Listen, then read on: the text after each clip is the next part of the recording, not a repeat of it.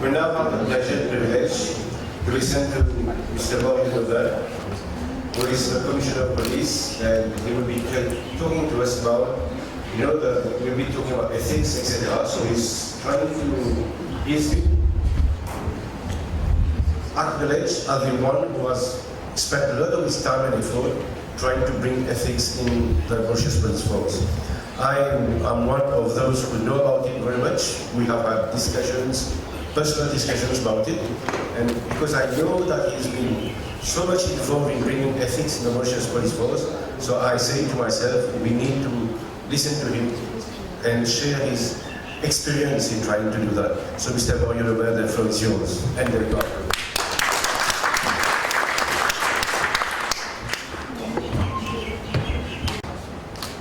Ladies and gentlemen, it's a very good afternoon. Thank you for giving me the opportunity of explaining to you the place of ethics in the Mauritius police force. I think the definition of ethics I've seen many times on the screen from the speakers who have preceded me a moment ago. And what is its place in the Mauritius police force? To start with, just a little bit about my good self. Nobin, Commissioner of Police since 2015. I'm running on my 4.5 years as Commissioner of Police. I've spent 43 years in the Mauritius police force. I will soon be reaching my age of retirement in September. I will be 65 in September. 43 years spending in the Mauritius police force, upholding ethical values. I do not recall a single instance during these 43 years whereby I have been taken to task for exhibiting an ethical behavior. Many articles in the press about what the Commissioner of Police is doing, what Nobin is doing. So much ink has been sprinkled on the newspapers about Nobin, about the Commissioner of Police, but then I do not recall a single instance where I have been exhibiting or showing an ethical behavior. The Mauritius Police Force itself is an organization which comprises about 30,000 strong. 12,000 male officers, about 12,000 male officers, and 1,000, just a little above 1,000 female officers. And the budget of the Mauritius Police Force is 8.8 billion rupees, which is about $250 million each year. So such a big organization with such a budget, a big workforce. It's an organization which is responsible for the maintenance of law and order, prevention and detection of crime,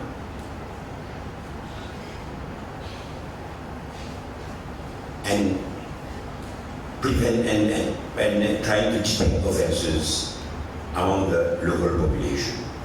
The police itself is a domestic service, and policing is a human activity where it is very, very difficult, or very challenging, I would say, to maintain a very high level of probity. Because as I've just said, you prevent and detect crime. You detect an offense, you get the offender, and the chances is that he will ask you, sir, see what you can do. Can you do something about it? You carry out your investigation. A case of arson, your factory has been burnt out. It is a criminal act. Insurance is very high in terms of millions. Can you make sure the inquiry is conducted so that I get the insurance, I can recover the cost? Almost simply on the road, the traffic officer, he stops you with traffic offense. it tells you that you have to pay a fixed penalty for you have not probably buckled up or you're using your mobile phone. The penalty is 1,000, 2,000 rupees. Can we settle things down for 500 rupees? These are the things that the police officer encounters every day. These are the things that the challenges that the police officers have to face every day on a 24/7 basis. And yet, in this organization, with 30,000 strong, we have to maintain ethical behavior. Why? Because of public trust and public confidence. If the citizen, if the population doesn't have trust and confidence in the police, I'm afraid the whole organization will crumble. It will be difficult for the Mauritius police or any police organization to operate, to function correctly. And the Mauritius police force is unique in the sense that we don't just have a police per specific. We have, in all countries, you have different services. You have the police as a service, you have the army, you have the navy, and you have an air force. The Mauritius police force is unique in the sense that under one umbrella, you have the police in the police role, police in the army role, police in the naval role, and police in the air force role. And each of these entities, they have separate code of ethics. And police officers are called upon to be transferred. One day it could be in white on board the ship, patrolling the sea, patrolling our exclusive economic zone. And the other day it could be in blue, on the road, regulating the traffic. At one point it could be in green, climbing the mountain, doing assault operations at the SMF, in the army wing of the police. And the next day it could be regulating the traffic on the road. And it's confronted with different types of ethics. The type of ethic at the SMF or in the Navy, in the naval role, is different to that which prevails in blue, in the main police department. But still, it's an organization that has to be managed with so many codes of ethics. And yet, you've got to get everybody on the umbrella behaving, I would not say as one man, but as a single force that the population trusts and respect. And 3 years ago, precisely in 2017, we celebrated our 250 years. And this year, we celebrated our 252 years of existence in Mauritius, in the Republic of Mauritius. We're probably one of the oldest institutions in the island. But I was taken to town the other day.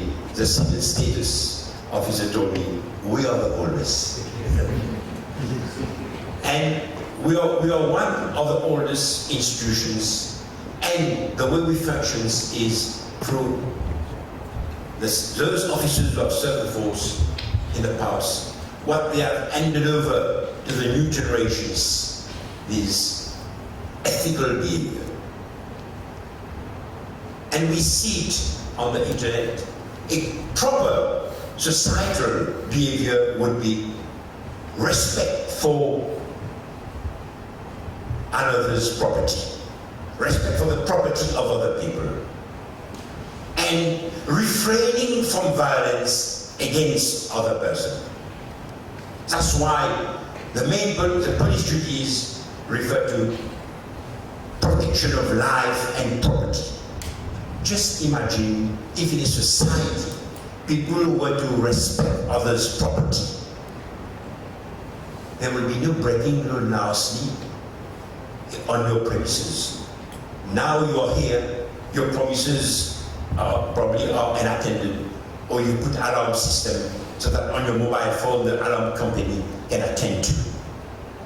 But if there were correct societal behavior,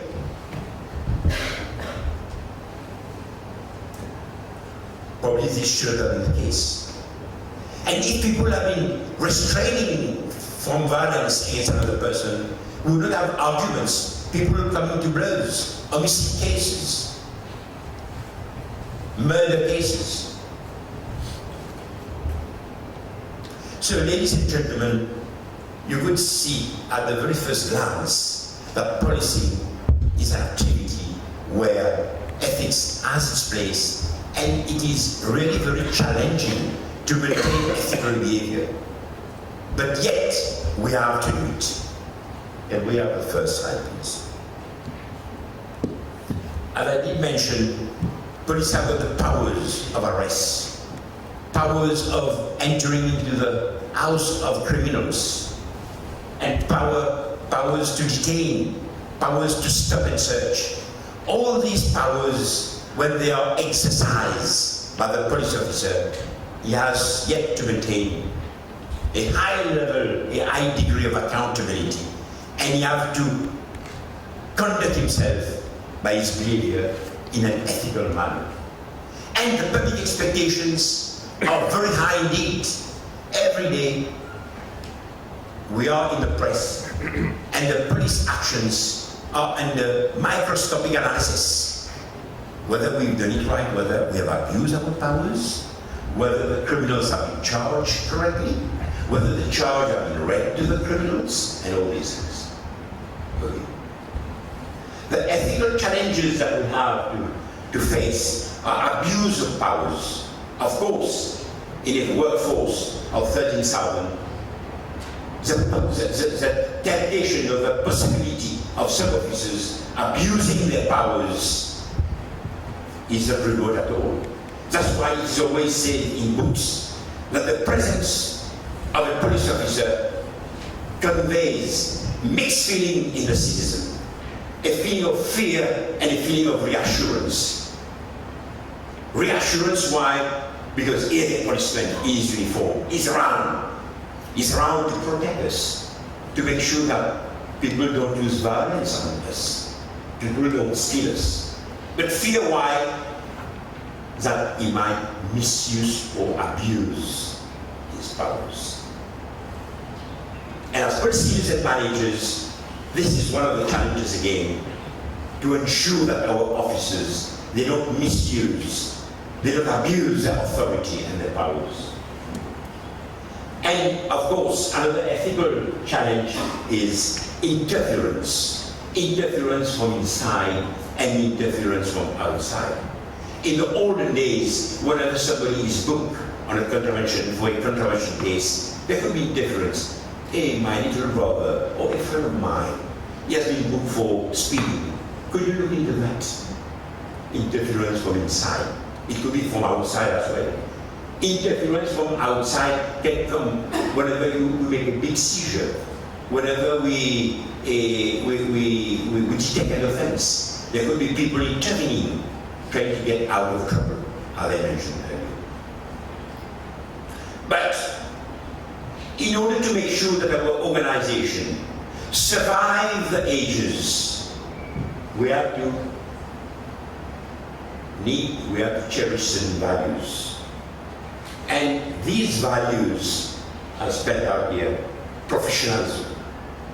And it came out when I took over in, you are too fast. When I took over in 2015, I came out with a strategic policy plan, which each and every one will have the opportunity of getting a copy. And in this, we spelled out all our values. And professionalism is one of them. We strive to meet the needs and the demands of the people. And in the chapter of professionalism, not only we have to tell our workforce that we want them to behave in a professional manner, we have to make it visible. We have to make sure that this professional attitude gets not only force but national and international recognition. And this is what we need. These are the 3 police officers coming from Rochefort police station.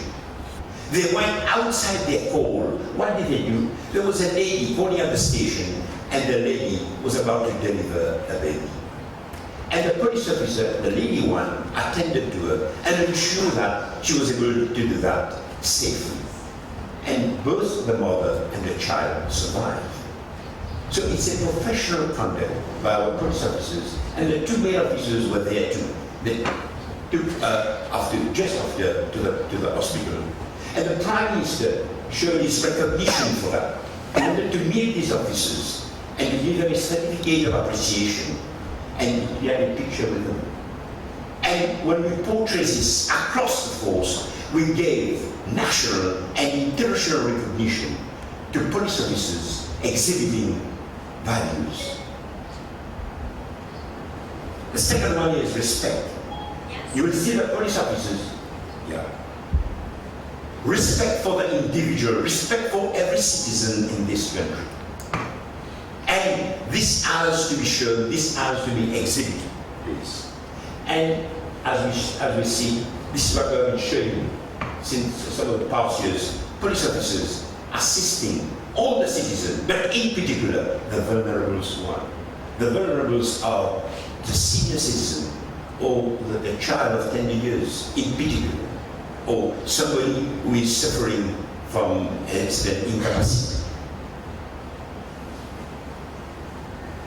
And then integrity, gentlemen, ladies and gentlemen, this is a value which many people do not show, do not have. Integrity, either you have it or you don't have it.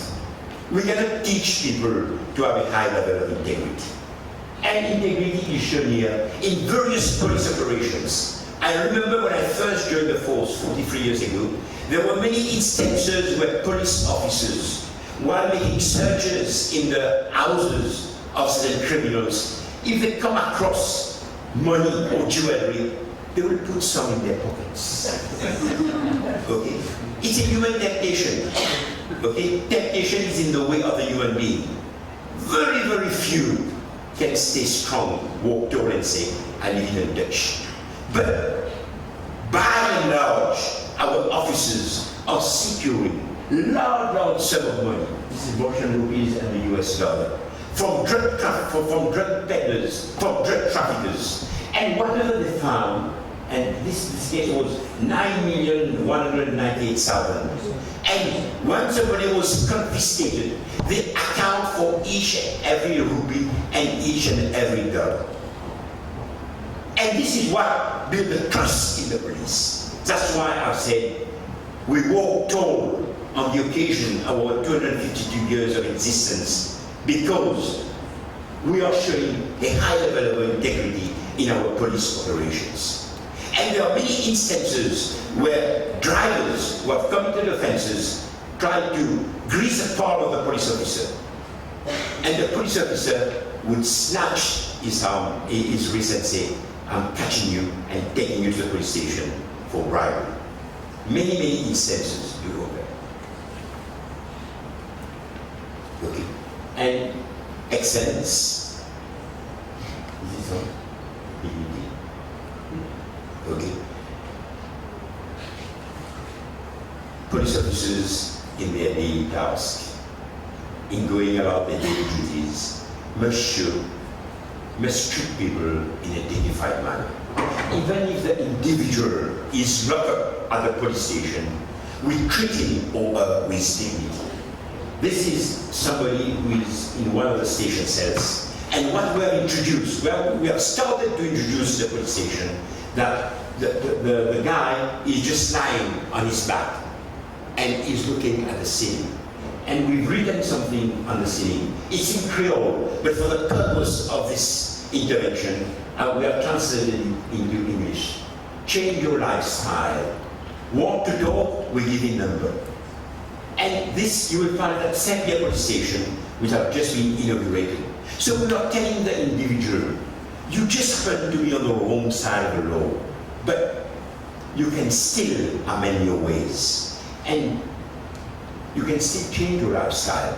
But you need to talk to somebody And the number that appears here, it's not the number of each and every police officer. It's the personal number of a dedicated officer labeled neighborhood officer. I talked to the neighborhood officer in Serbia. I told him, are you prepared to give your personal number to somebody who is locked up because he wants to get some guidance in life? He wants to change his ways. He said, yes, sir, I'm prepared to do that. And I can tell you, there are many officers, high-level officers, drawing very high salary. You try to get them on their mobile number, they're not available. They will give you only their office number after office hours. It's radio silence, you can't get hold of him. But the police officer, what is he having? 20,000 rupees, 25,000 rupees, dedication. He gives his number that the guy can call him. Then I asked him later on, did somebody phone you? He said, yes, sir. He said, but what did he want from you? He said, sir, you know, I'm in trouble. I wanted some guidance. I wanted some assistance. He said, okay, I can't provide this, but I can put you in touch with somebody who can do it. And he did. Okay. And then excellence. Are we at the level of excellence? Yes. Excellence. The Civil Service Excellence Award. We are the Latugeni police stations. These police officers, they are going to deliver a project. They are going to work on a project so they can compete for this Civil Service Excellence Award. And they won the first prize. Why? Because in the neighborhood which they are policing, they find some bushes, and with the help of the community, they help to clear these bushes and to make sure that miscreants do not hide in these bushes and attack the young ladies or the vulnerable groups. And other similar social activities that they do beyond their calls in order to make sure that they could win that award. And some of these duties that they are doing, it isn't written in the police book that you have to do that. The police book says, you stay around. When you make a call that there is a breaking, somebody is quarreling, then you get to the site. But since a few years, we are moved away from the traditional police to the contemporary policing, where we're very forthcoming, very proactive. Before something arises, we try to nip it in the bud. And this is something that we are doing in different areas. But we need the support of the citizen. And these people in Latugeni, they dress, they work alongside with the police, with their knives, with their cutters, in order to clear these bushes and everything. Okay. Shall we move on to the next one?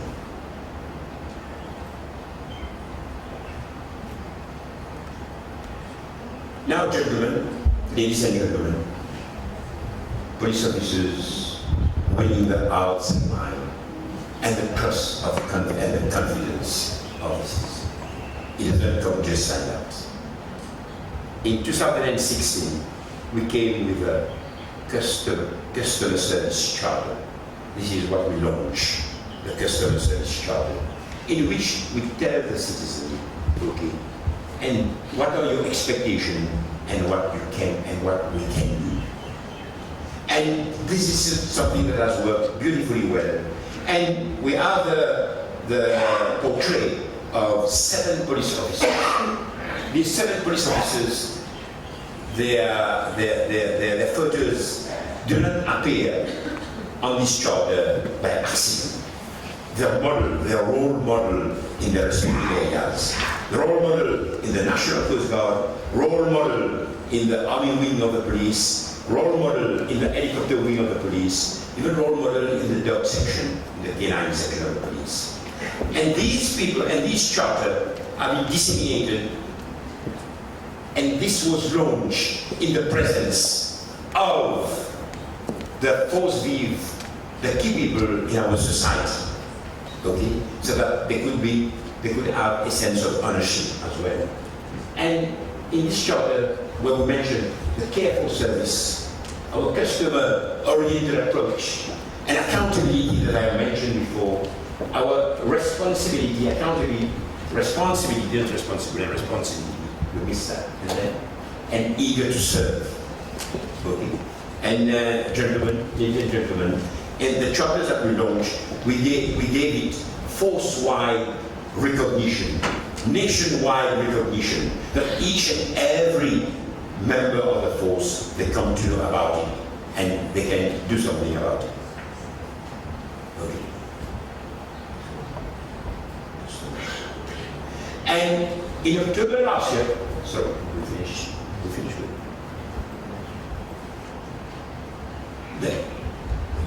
in October last year, with the collaboration of the Rotary Club, with Transparency International, and the Australian Embassy, who sponsored the ambassador who sponsored the project, we launched an ethics guide for police officers. And His Excellency, the acting president of the Republic of Mauritius, were there. Okay, and this document that you have with you has been prefaced by His Excellency, the acting president of the Republic of Mauritius, the Commissioner of Police, and the President of the Transparency International. And in this document, where we spell out the proper ethical conduct for the police officers in the lawful execution of his duties.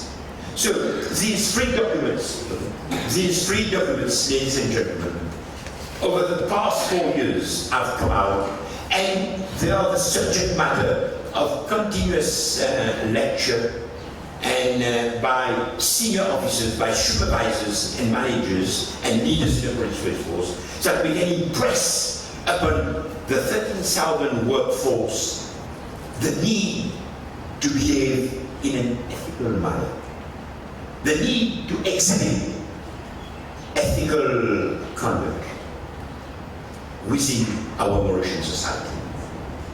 And as Commissioner of Police, from what I knew is that in an organization, such a big one like the police, values, you need to have organizational values.